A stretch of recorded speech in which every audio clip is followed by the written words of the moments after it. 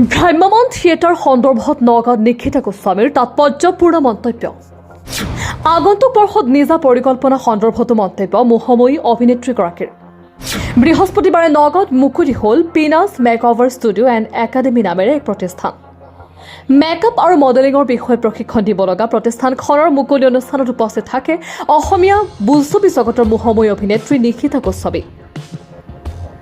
প্ৰতিষ্ঠানখনৰ স্বত্বাধিকাৰী তথা ডুবাই আৰু ব্ৰাজিলত মেকআপৰ প্ৰশিক্ষণ লৈ অহা পিনাছ মনছুৰৰ এই প্ৰতিষ্ঠানখনৰ মুকলি অনুষ্ঠানত উপস্থিত থাকি সন্তুষ্টি প্ৰকাশ কৰাৰ লগতে শেহতীয়াকৈ ভ্ৰাম্যমাণ থিয়েটাৰৰ বিতৰ্ক সন্দৰ্ভতো মন্তব্য কৰে মোহময়ী অভিনেত্ৰী নিশিতা গোস্বামীয়ে।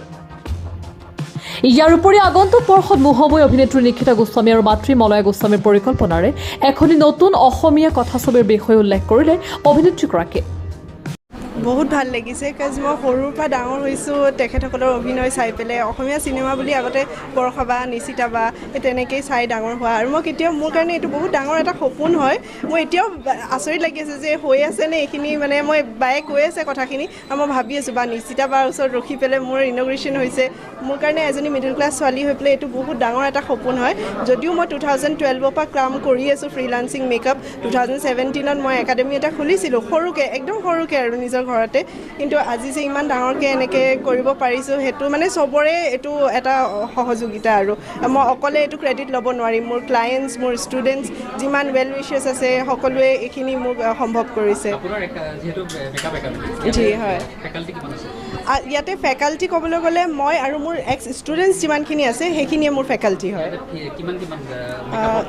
খৰচ বুলিবলৈ গ'লে বহুত ভেৰাইটি আছে। 15 ডেইজৰ কোৰ্চ আছে আমাৰ, 2 মান্থছৰ কোৰ্চ আছে, আৰু মেকআপ আৰু বাকী যিমান য'ত ইনক্লুডেড থাকে বহুত ডিফাৰেণ্ট পেকেজেছ আছে। মোৰ নাম্বাৰছ আৰু হেৰি চব ডিটেইলছ আপোনালোকে দি দিলে হ'ল, মোক কল কৰি তেখেতসকলে জানি ল'লে হ'ল। হয় হয়, মই ডুবাইৰ পৰা শিকিছোঁ আৰু ব্ৰাজিলৰ দুগৰাকীৰ পৰা শিকিছোঁ। মই খুব ভাল পাইছোঁ যে পিনাজে নগাঁৱত নিজৰ ঠাইখনত এখন মেকআপ ষ্টুডিঅ' একাডেমি এখন ইয়াত আজি খোলাৰ কথা ভাবিলে আৰু সুন্দৰকৈ তেওঁ বনাই পেলাই আজি ইয়াত মুকলি কৰা হ'ল। আচলতে মই অভিনয় জগতৰ এগৰাকী কৰ্মী, গতিকে মেকআপটোৱে প্ৰথম বস্তুটোৱে আমি যেতিয়া চিনেমা এখন কৰোঁ বা চিৰিয়েল এখন কৰোঁ, প্ৰথম খোজটোৱে হৈছে মেকআপ। মুখত মেকআপটো দি পেলাইহে আমি কেমেৰাটোৰ সন্মুখলৈ আহোঁ।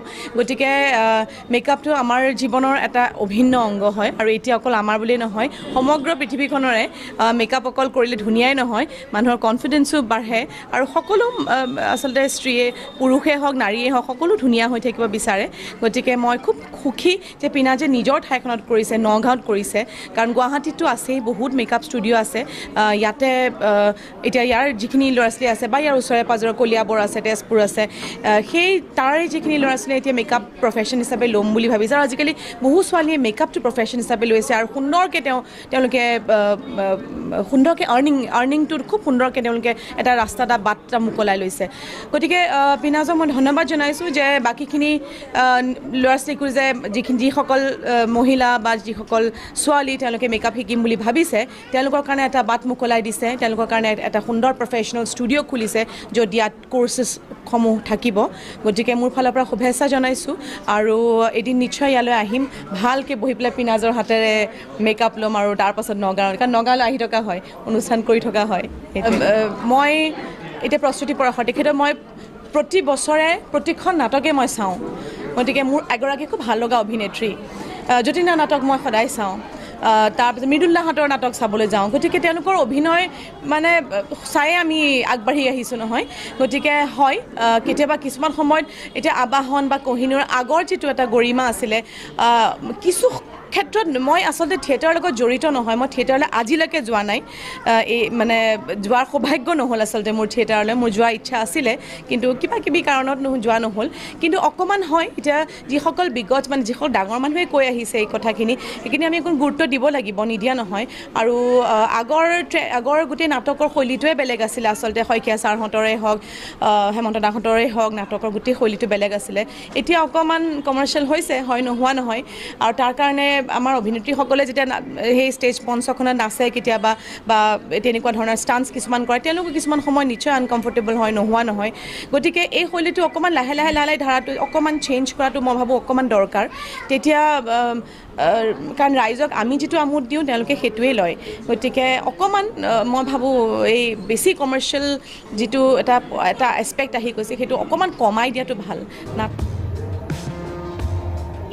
নগাঁৱৰ পৰা বিভূতি বৰাৰ ৰিপৰ্ট সুহানা লাইভ।